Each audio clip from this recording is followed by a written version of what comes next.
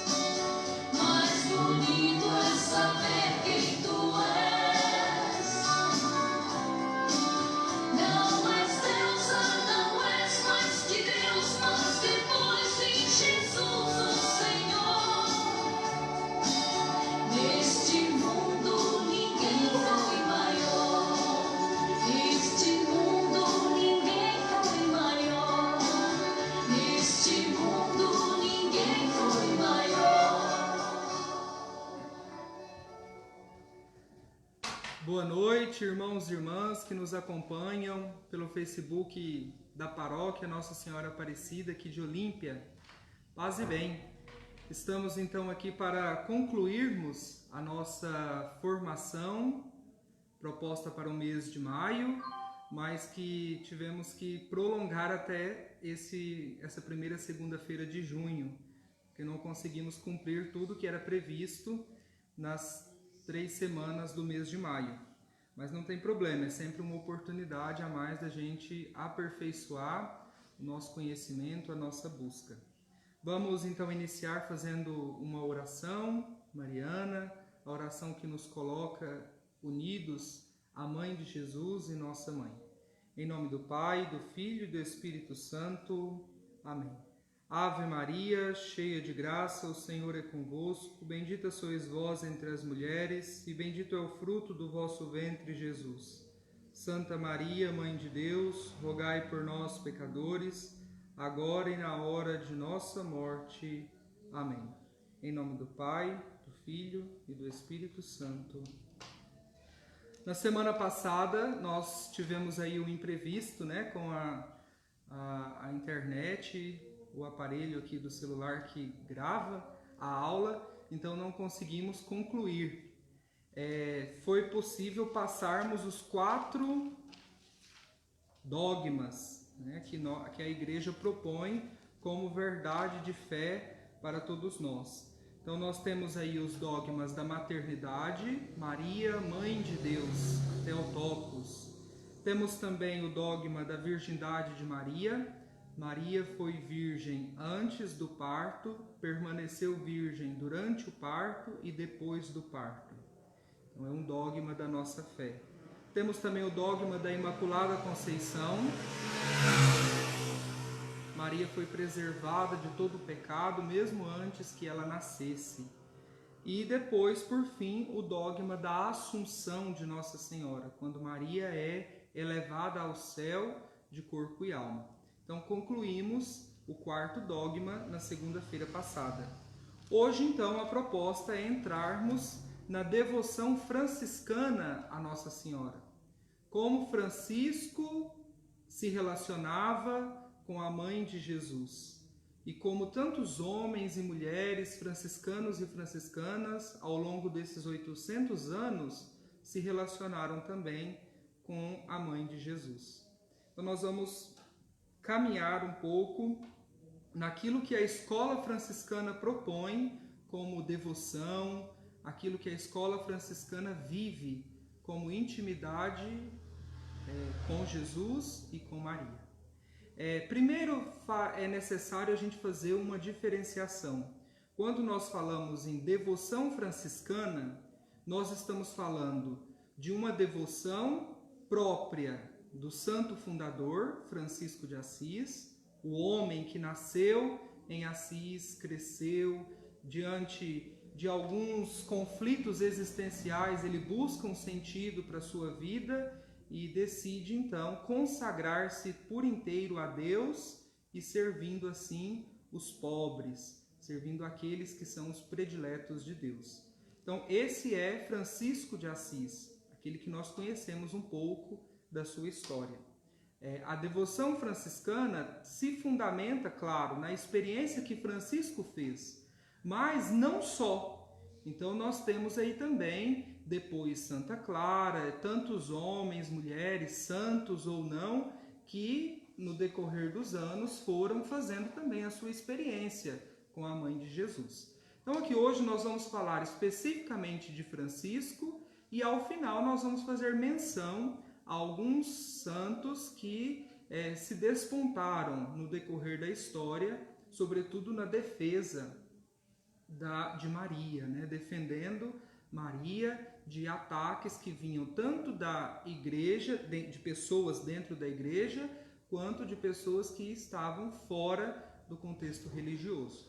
Então, nós vamos fazer mais ou menos esse caminho e finalizando com as devoções próprias da escola franciscana. O que nós ainda temos hoje como princípio, o que nós rezamos como franciscanos e franciscanas, seja nós os frades, seja as irmãs, sejam os irmãos e irmãs da Ordem Franciscana Secular e Jufra.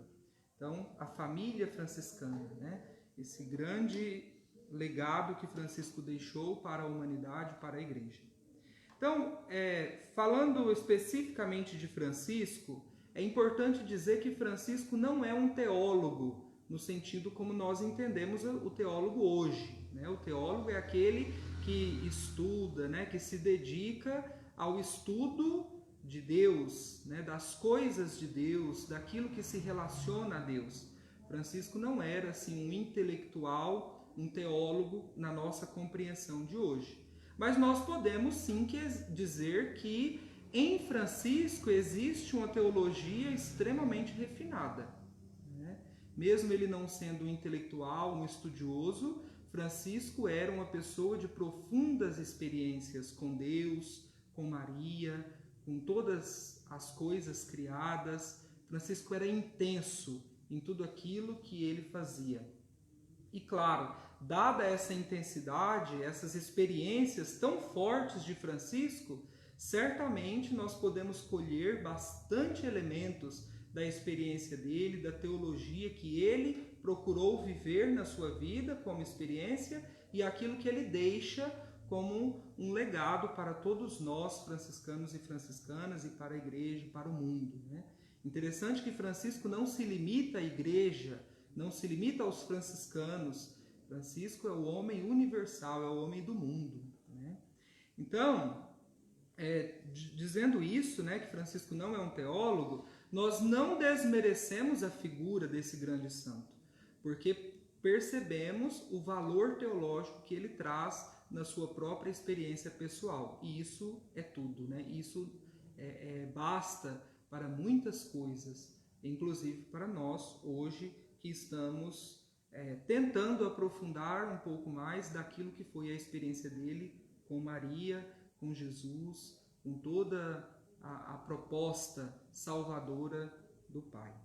Então, Francisco era também um filho do tempo, né? Ele viveu em uma realidade concreta. Então, aquela realidade certamente formou aquilo que Francisco tem como imagem de Maria, imagem da Igreja, imagem da Trindade. Francisco é fruto de um tempo. Então, esse tempo certamente influenciou também no modo como ele se relacionou com a fé. E nós podemos dizer que, nesse tempo, mesmo havendo ali tantas heresias, dificuldades, né, conflitos dentro da igreja, até mesmo fora, Francisco ele soube construir um alicerce espiritual, um edifício espiritual que o manteve de pé, né, diante desses grandes conflitos. E essa construção espiritual de Francisco se dá em muito pela devoção que ele tinha à Mãe de Deus. Né? Quando ele olha para Maria, ele vê nela muito mais do que uma mulher, ele vê um projeto. O projeto de Deus que, por Maria, acontece também na história da humanidade e faz todas as coisas sagradas se transformar ou se misturar, né, atingir as coisas humanas, né, aquilo que nós temos enquanto criação. Depois também, Francisco ele tem esse equilíbrio, é o homem do equilíbrio, um homem todo integrado. E fato é que a relação dele com Maria é uma relação extremamente equilibrada. Ele não coloca Maria acima de Deus, ele não tem uma devoção a Maria que desloca ela do lugar que ela realmente precisa estar, mas também ele não tem uma espiritualidade, uma busca que desvaloriza a figura de Maria. Então ele conseguiu chegar no meio termo. Ele reconhece o privilégio de Maria diante da história da salvação e ele reconhece que Maria é humana, é criatura. Né? Teve também a sua fragilidade enquanto segmento social, né? O modo como Maria viveu foi extremamente pobre e talvez foi isso que tenha chamado tanto a atenção de Francisco, de Clara e de tantos outros aí no decorrer da história. Então, Francisco ele olha para Maria dentro dessa justa medida, não é nem a mais nem a menos. Né? Maria é aquilo que ela é. Não és deusa, não és mais que deusa, como diz o padre Zezinho, né? Mas depois de Jesus, o Senhor, nesse mundo, ninguém foi maior. Então, mesmo depois de tantos séculos o padre Zezinho ter musicado isso, Francisco já tinha intuído essa fé que ele recebeu da igreja do seu tempo. Então, Francisco ele tem essa definição muito clara do lugar de Maria na fé. E ele contempla Maria sempre ligada, relacionada ao mistério da encarnação. Todas as vezes que nos escritos de São Francisco ele cita Maria, ele está falando da encarnação. Ou ele está fazendo alguma relação a Jesus, o Verbo de Deus encarnado. Então ele tem essa consciência muito clara de que Maria, ela é o que é por estar unida a Jesus, por ser a mãe de Jesus, por ter sido eleita, escolhida por Deus para que pela ação do Espírito ela se tornasse a mãe do Salvador, a mãe do Redentor, a mãe do amor que veio habitar entre nós. Então, Francisco ele faz essa relação sempre de Maria com Jesus, né? Maria relacionada ao seu filho, ou Maria relacionada ao Pai, ou Maria relacionada ao Espírito. Então, aquilo que depois o Concílio Vaticano II vai apresentar, né, de uma Maria ou poderíamos dizer de uma mariologia ligada à teologia, ou da figura de Maria ligada ao seu filho, ou ao mistério da Trindade, Francisco também já tinha definido isso a partir da compreensão da igreja do seu tempo. Então, depois nós vamos ver que a mariologia ela vai se distanciando da teologia. Ou também nós vamos percebendo que em alguns casos a devoção a Maria ela vai tomando uma outra proporção que se distancia do essencial, que seria Jesus, né? Mas hoje nós já temos essa busca por retornar àquilo que é o essencial. Vermos Maria ligada ao mistério da Trindade, sobretudo ligada a Jesus, seu Filho. Então Maria, ela é vista como essa mulher a serviço da Trindade, a serviço do Redentor, a serviço do Pai, a serviço do Espírito. Só que isso não tira o valor dela, não tira o privilégio que ela alcançou de Deus.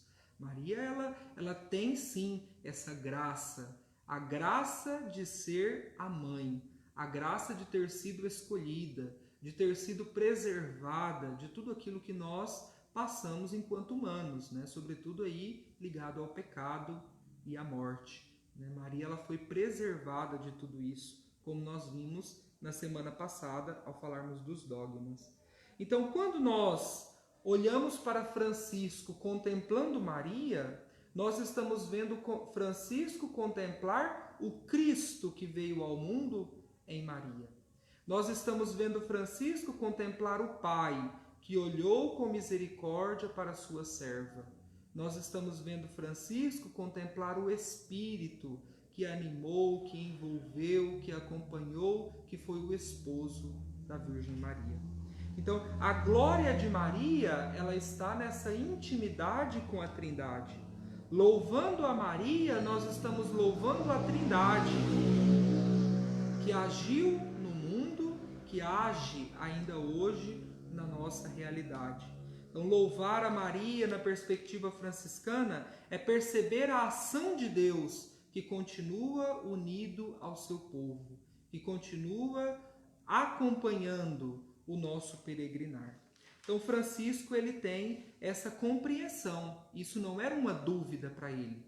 Todos os textos vão demonstrar um profundo carinho, um profundo amor, uma ternura filial muito grande de Francisco a Maria, mas também sempre a consciência de que ela é o que é por estar unida à Trindade Santa. Depois nós temos aí essa expressão da relação de Maria na Trindade, quando percebemos Maria sendo apresentada, sobretudo depois com São Boaventura, como aquela que converte em irmão nosso o sumo bem. Deus, o Todo-Poderoso, o sumo bem, como dizia São Francisco, o sumo bem, ele vem pelo Espírito habitar em Maria e de Maria ele se torna nosso irmão. Nasce de Maria o nosso irmão Jesus. Jesus se tornou irmão de toda a humanidade por obra de Deus, por liberdade dele mesmo, mas passando pela realidade, passando pelo corpo, passando pela vida dessa mulher tão importante para todos nós, para toda a igreja. Então, São Francisco, quando pede que os frades, tomem ali um texto próprio para a leitura mariana, ele mesmo compôs um ofício. Um ofício seria uma oração, um trabalho dele. Ele compôs para que ele mesmo pudesse rezar contemplando os mistérios da paixão, morte e ressurreição de Jesus. E dentro desse ofício, que nós chamamos de ofício da paixão, Francisco inclui uma antífona mariana. Essa antífona era rezada antes e após o salmo, como nós já dissemos isso, em algumas formações, antes e após o salmo. Se Francisco rezava antes e após o salmo, e esse ofício era rezado 7 vezes ao dia, então significa que Francisco repetia essa oração 14 vezes ao dia. Era uma oração já decorada, que Francisco fazia a Maria, Mãe de Deus, contemplando o mistério da paixão, morte e ressurreição do Senhor. Vou fazer agora essa oração para que vocês possam acompanhar nas palavras do próprio Francisco, aquilo que ele mesmo rezou, aquilo que ele mesmo propõe para nós também como oração. Diz assim: Santa Virgem Maria, entre as mulheres do mundo não nasceu nenhuma semelhante a ti.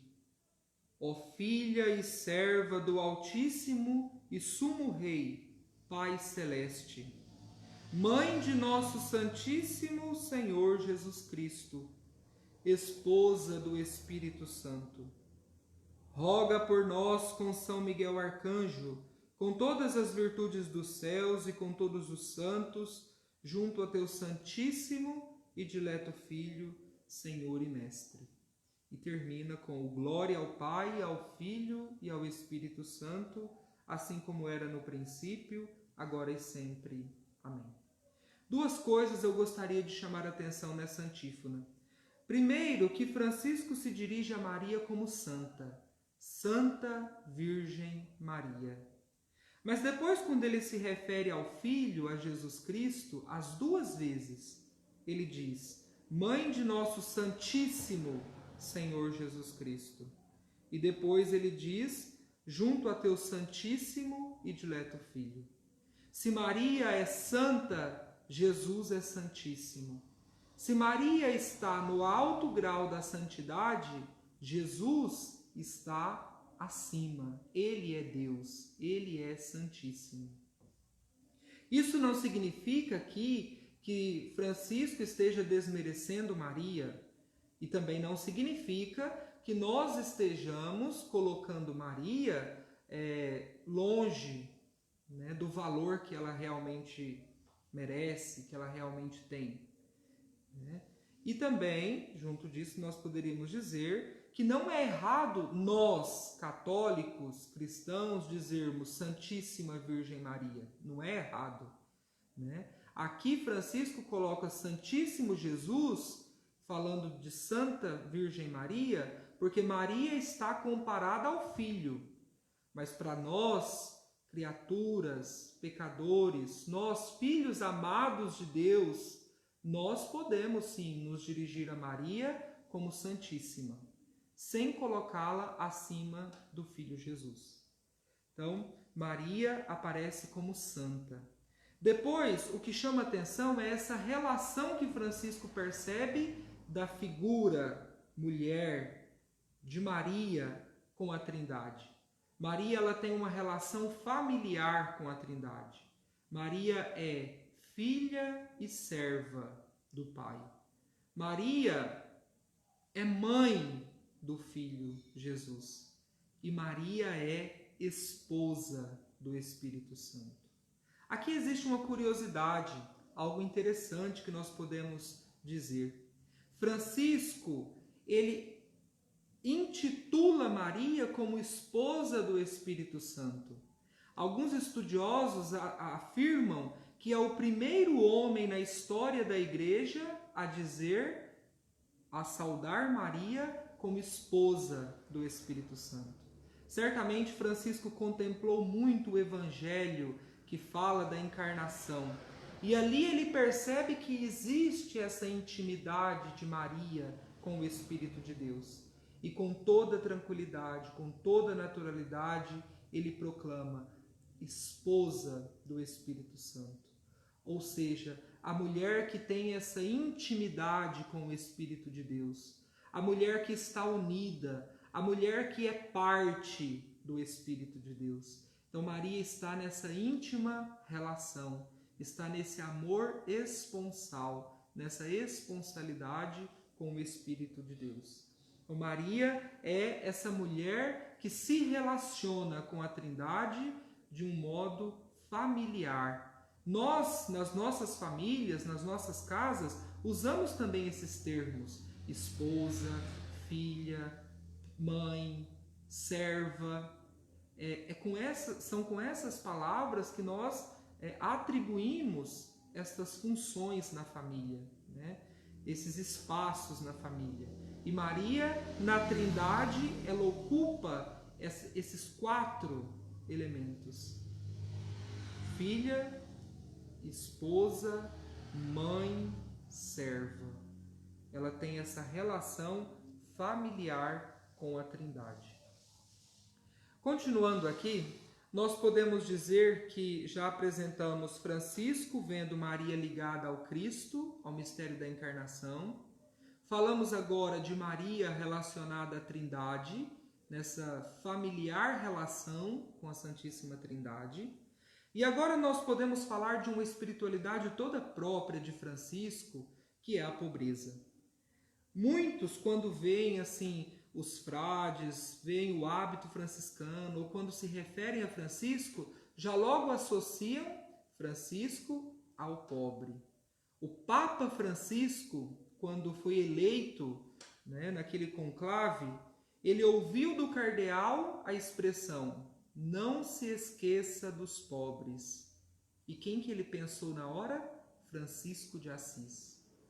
É próprio de São Francisco, faz parte da experiência de Francisco uma vida entre os pobres, uma vida pobre, uma vida a serviço dos pobres.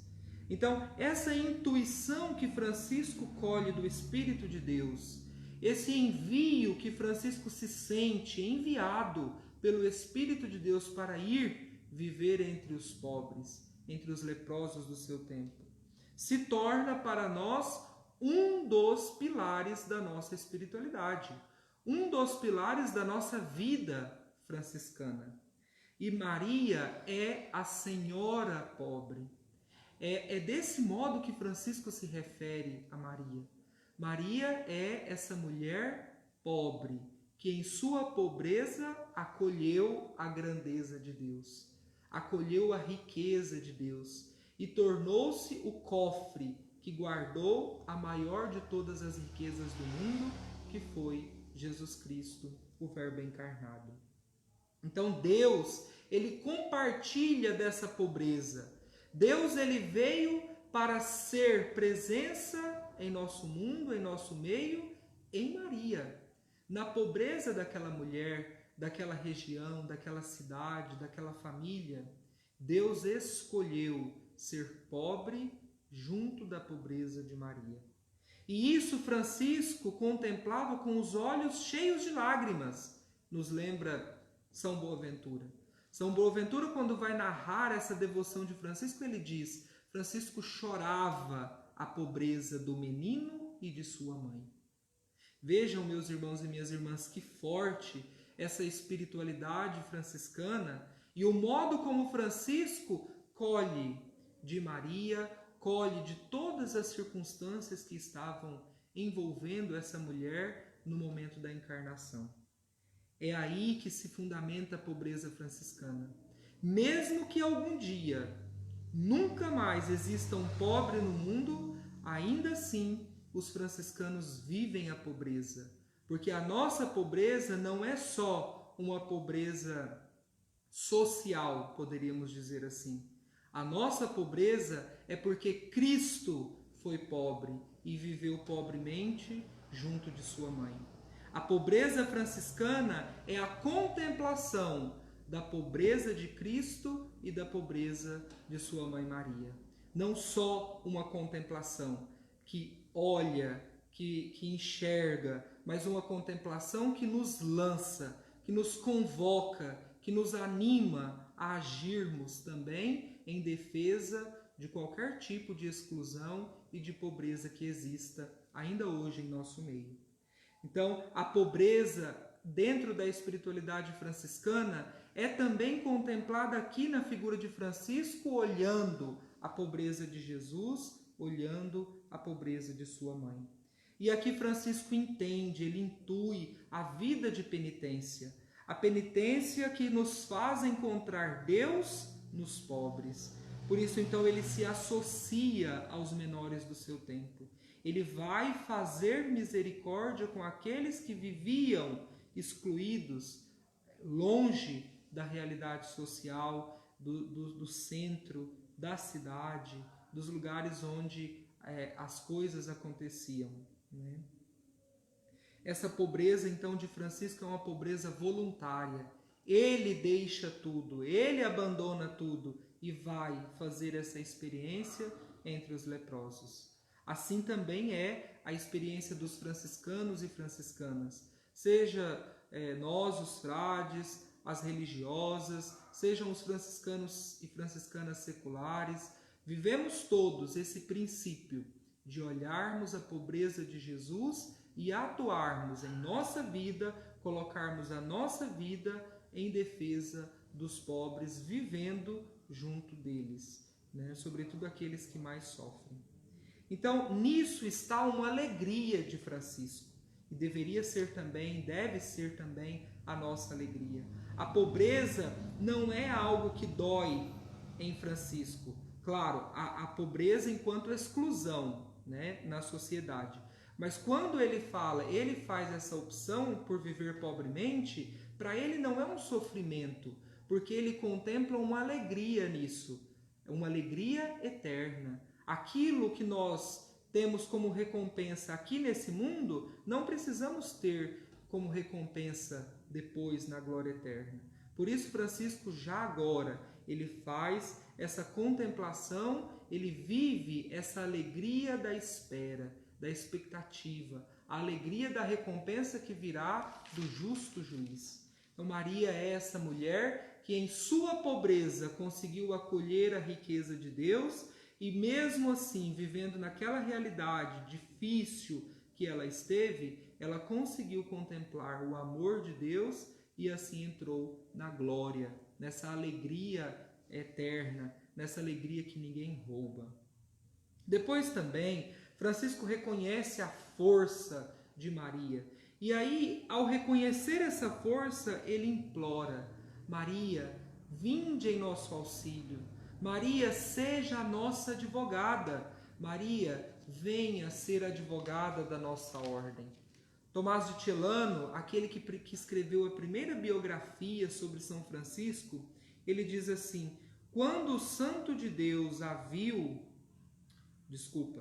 ele diz assim: ele a constituiu advogada da ordem e confiou à sua proteção os filhos que haveria de deixar para serem protegidos e aquecidos até o fim.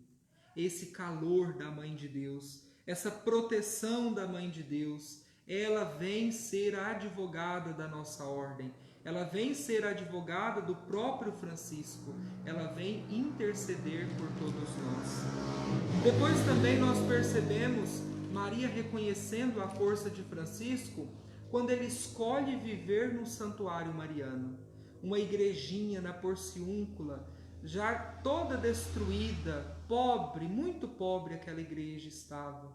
E ele então se aproxima daquele lugar e percebe que aquela igreja era dedicada a Santa Maria dos Anjos. Santa Maria dos Anjos. Ali, na Porciúncula, ele então é movido de compaixão, porque aquela igreja estava destruída, mas sobretudo porque ele se abrasava de devoção para com a Mãe de toda bondade, e ali ele começou a morar permanentemente. Então ele saía pelo mundo fazendo o seu trabalho missionário de pregação, de evangelização, de vida de penitência, de itinerância, mas Santa Maria dos Anjos, o santuário mariano, era para Francisco e continua sendo ainda hoje para todos nós uma referência espiritual, também da Mãe de Deus. Ali é interessante como São Boaventura narra isso de Francisco, né? Que ele viveu ali por reverência aos anjos e por causa do amor à Mãe de Cristo. Então ele tinha uma dupla devoção àquela pequena igreja, a Porciúncula. Primeiro porque era uma igreja dedicada a Maria, Mãe de Deus. E depois porque o título de Maria, que era ali venerado, era Santa Maria dos Anjos. Francisco tinha essa devoção muito própria dos anjos, forte, uma devoção forte aos anjos. E ali, então, ele encontra um sentido para a sua busca. Maria cultuada, Maria está ali sendo venerada com o título de Santa Maria dos Anjos. Um duplo motivo para ele permanecer e ter a porciúncula como uma referência. E é interessante que o santo São Francisco amou tanto este lugar, mais do que a outros lugares do mundo, nos lembra São Boaventura, que ali ele começou humildemente, ali ele progrediu virtuosamente e ali ele terminou de maneira feliz. Na morte, recomendou ainda este lugar aos irmãos como o mais caro à Virgem Maria. Então Francisco, a porciúncula, o santuário mariano dedicado a Santa Maria dos Anjos, foi para Francisco o começo humilde, a progressão virtuosa e o término feliz, quando ele transitou desse mundo para a glória eterna. Então, meus irmãos e minhas irmãs, nós temos aí esses dois modos como Francisco ele toma uma atitude diante da Mãe de Deus. Primeiro, ele consagra a ordem a Maria, confiando que ela seria a advogada. Depois, ele escolhe um santuário mariano para ser o seu lugar de referência, o lugar de referência da toda a ordem. E depois, por fim, ele se dirige a Maria com títulos, diferentes títulos. É interessante que ele não se refere a Maria com dois títulos iguais. Ele sempre vai usando títulos diferentes para mostrar essa intensa devoção que ele tinha pela Mãe de Deus.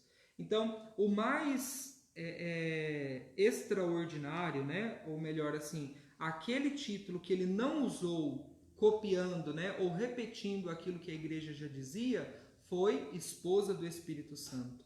Os outros títulos já eram comuns ali na igreja do seu tempo. Então ele repete esses títulos, mas são muitos os títulos. Isso significa que ele tinha sim essa íntima relação com a Mãe de Deus, essa devoção toda própria com a Mãe de Deus. E aqui nós podemos fazer uma apresentação ou um relembrar, né, de uma das orações que Francisco provavelmente escreveu ali, em Santa Maria dos Anjos, na Porciúncula. E ele intitulou, depois foi intitulada essa oração como Saudação à Bem-aventurada Virgem Maria. O modo como essa relação de Francisco, o modo como ele saudou a Mãe de Jesus, a Virgem Maria. E ele começa dizendo: Ave Senhora, Rainha Santa, Santa Maria, Mãe de Deus, Virgem feita Igreja, e que do céu foste escolhida pelo Santíssimo Pai, a quem ele consagrou com seu Santíssimo e dileto Filho, e com o Espírito Santo Paráclito, e em quem esteve e está toda a plenitude da graça e todo o bem. Ave Palácio do Senhor, Ave Tabernáculo do Senhor, Ave Casa do Senhor, Ave Vestimenta do Senhor, Ave Serva do Senhor, Ave Mãe do Senhor, e vós, santas virtudes todas, que pela graça e iluminação do Espírito Santo sois infundidas nos corações dos fiéis, para os tornardes de infiéis em fiéis a Deus. Amém. Francisco ele começa fazendo essa relação, como na outra oração, de Maria com a Trindade. Ela foi escolhida pelo Santíssimo Pai. Depois ela foi consagrada com o seu Santíssimo Filho e junto com o Espírito Santo. Então aqui Francisco saúda a Mãe de Deus, dizendo que ela foi escolhida e ela foi consagrada. Escolhida por Deus Pai, consagrada em seu Filho Jesus e no Espírito Paráclito. Essa relação de Maria com a Trindade, que Francisco contempla. E depois os títulos: Palácio do Senhor, em quem residiu, em quem esteve toda a plenitude da graça e todo o bem. Imaginemos isso, a força, a plenitude da graça, todo o bem, tudo isso nós podemos dizer que nela está contida. Ela é o palácio do Senhor, o tabernáculo do Senhor, a casa do Senhor, a vestimenta do Senhor, a serva do Senhor, a mãe do Senhor. Francisco se dirige a Maria com 7 títulos. Ela é rainha e todos esses títulos que ele coloca na saudação. Então Francisco, ele demonstra essa filial ternura com a Mãe de Deus.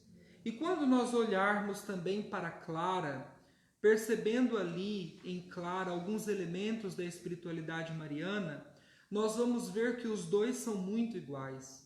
Clara também tem essa relação de equilíbrio com Maria, a Mãe de Deus. Clara também tem com Maria essa relação de quem contempla, percebe a relação trinitária. Clara também vive pobremente e contempla o Cristo pobre junto de sua mãe Maria pobre. Clara também, assim como Francisco diz aqui nessa saudação, a Virgem feita igreja, Clara também tem essa associação de Maria como figura da igreja. Maria é a mãe que gerou o filho Jesus. A igreja é a mãe fecunda, aquela que dá vida ainda hoje a tantos irmãos e irmãs para viver na graça. Maria é a figura da igreja em Francisco, Maria é a figura da igreja em Clara, Maria é a figura da igreja em todos nós. Hoje nós estamos celebrando esse título que o Papa Francisco instituiu como memória, né? Maria, mãe da igreja, a mãe de todos nós que militamos, que estamos nessa luta dia após dia para fazermos em tudo a vontade do Pai. Depois, Clara também contempla a virgindade, a virgem pobrezinha. Essa virgindade que não é simplesmente um elemento físico, também o elemento físico, mas essa virgindade que beira, que é a expressão da pureza, que é a expressão da entrega, que é a expressão da simplicidade de Maria em relação a Deus. E Clara também é vista, sobretudo em seu processo de canonização, algumas irmãs dão testemunho e associa Clara com Maria, colocando Clara nessa continuidade da santidade, dessa vida santa que Maria também viveu. Para nenhuma religiosa existe uma comparação melhor do que compará-la à mãe de Jesus, a essa mulher que em tudo foi fiel, perseverante, deu o seu sim generoso e acolheu, mesmo sem entender, os desígnios de Deus. Então, Clara, ela é a expressão também da maternidade de Maria. Ela é a expressão também do afeto, da ternura da mãe. E isso ela passa para as irmãs e continua sendo também um testemunho para nós. Nós podemos dizer, para irmos já concluindo a nossa formação, que a devoção mariana na espiritualidade franciscana beira o exagero. Nós, franciscanos, franciscanas, beiramos o exagero quando nós devotamos, nós nos colocamos na presença diante de Maria, Mãe de Jesus. Santo Antônio fala várias vezes sobre a Mãe de Jesus. Duns Scotus aponta, inclusive, elementos, argumentos para defender a Mãe de Jesus, a Imaculada Conceição. São Boaventura, muito poeticamente, coloca Maria com uma doçura incrível. Nós temos aí grandes testemunhos de santos, santas, homens e mulheres. Santa Beatriz, numa extrema proximidade com o mistério da Imaculada Conceição franciscana, funda uma ordem dedicada à Imaculada Conceição, a Ordem das Concepcionistas. Então nós temos aí homens e mulheres, franciscanos e franciscanas, que nessa relação de amor com Maria propõem também ao mundo que vivamos essa relação com a Mãe de Deus. Depois nós temos ainda algumas devoções próprias da espiritualidade franciscana, mas que está aí para ajudar toda a igreja a viver a sua espiritualidade. A primeira, talvez a mais conhecida de todos nós, seria a conclusão da oração da Ave Maria. Nós começamos essa formação de Mariologia com a saudação do anjo e de Isabel, falando sobre a Ave Maria. E depois é dos franciscanos essa continuidade. Santa Maria, Mãe de Deus, rogai por nós, pecadores, agora e na hora de nossa morte. Amém. Nós, franciscanos, somos os grandes difusores, nós que difundimos essa continuidade da oração da Ave Maria.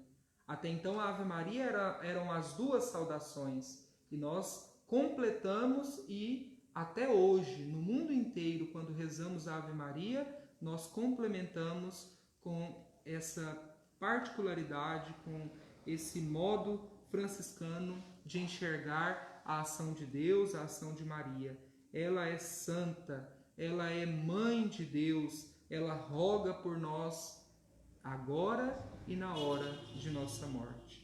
Depois nós temos aí também, como eu já disse, em Duns Scotus, também Boaventura, Alexandre de Ales, outros nomes, que nós poderíamos dizer, mas sobretudo com Duns Scotus, nós temos o grande argumento para defender a Imaculada Conceição. Se hoje nós temos o título da Imaculada Conceição, nós devemos ao trabalho, à devoção, ao esforço de frades, de irmãos nossos que se dedicaram a contemplar esse mistério e a defender, inclusive intelectualmente, argumentando, defendendo esse grande dogma hoje defendido pela Igreja. Depois nós temos aí a oração do Ângelus, rezado às 6 da manhã, ao meio-dia e às 18 horas, saudando a Mãe de Deus com aquele momento importante da encarnação. O anjo do Senhor anunciou a Maria e ela concebeu do Espírito Santo. Eis aqui a serva do Senhor, faça-se em mim segundo a tua palavra. E o Verbo se fez carne e veio habitar entre nós. Essa saudação angelical que é dirigida a Maria e que renova a face da terra, porque ali houve o encontro da divindade, Deus, que veio por amor se encontrar com a nossa humanidade e nos fazer pessoas novas. E por fim, gostaria de lembrar da devoção da coroa franciscana, as 7 alegrias de Maria, relacionadas ao mistério salvífico de seu Filho Jesus Cristo. Rezamos ali um Pai Nosso e 10 Ave Marias para cada alegria, 7 alegrias. E ao final, nós concluímos rezando outras 2 Ave Marias para sermos fiéis a uma tradição da Igreja que diz que Maria viveu 72 anos. Então são 72 Ave Marias, contemplando as alegrias de Nossa Senhora,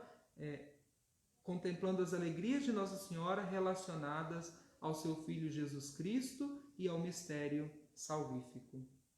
Então, desse modo, meus irmãos e minhas irmãs, nós vamos concluindo essa nossa formação mariana.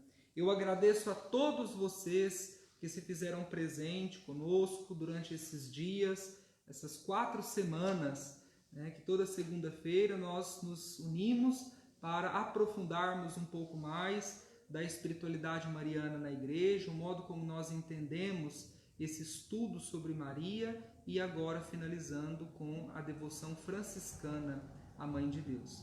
Muito obrigado a todos vocês. Certamente muitas outras coisas poderiam ter sido ditas, sido aprofundadas, mas aí agora fica para cada um de nós buscarmos. Na internet nós temos bastante conteúdos, coisas boas coisas também não tão boas, né? Então tem que ter esse discernimento para escolher aí a melhor parte, né? E irmos nos aprofundando sempre mais na teologia da igreja, na proposta da igreja de vivermos o Evangelho como Jesus Cristo nos ensina. Então nós vamos concluindo agora, pedindo a bênção de Deus sobre todos nós, a bênção de Deus sobre o mundo inteiro que vive esse momento de pandemia, que Ele, por intercessão de Maria, nos liberte desse grande mal que nós estamos passando, mas que confiamos na ação dele e na ação de sua mãe em nosso meio. O Senhor esteja convosco, Ele está no meio de nós. Por intercessão de Maria, nossa mãe, o Senhor vos abençoe e vos guarde. Ele vos mostre a sua face e se compadeça de vós. Volva para vós o seu olhar e vos dê a saúde e a paz. Desça sobre vós, vossas famílias, a bênção do Deus Todo-Poderoso, Pai, Filho e Espírito Santo. Amém. Muito obrigado a todos. Desculpe aí algum equívoco e vamos juntos construindo cada vez mais a nossa fé em Jesus Cristo e em sua mãe, Maria Santíssima. Paz e bem.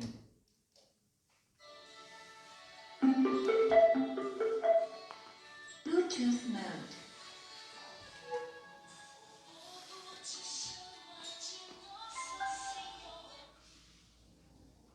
De nosso Senhor, o povo te chama de mãe e rainha, porque Jesus Cristo é o Rei do céu. E por não te ver como desejaria, te ver com os olhos da fé, por isso lhe coroa tua imagem, Maria, por seres a mãe de Jesus, por seres a mãe de Jesus de Nazaré.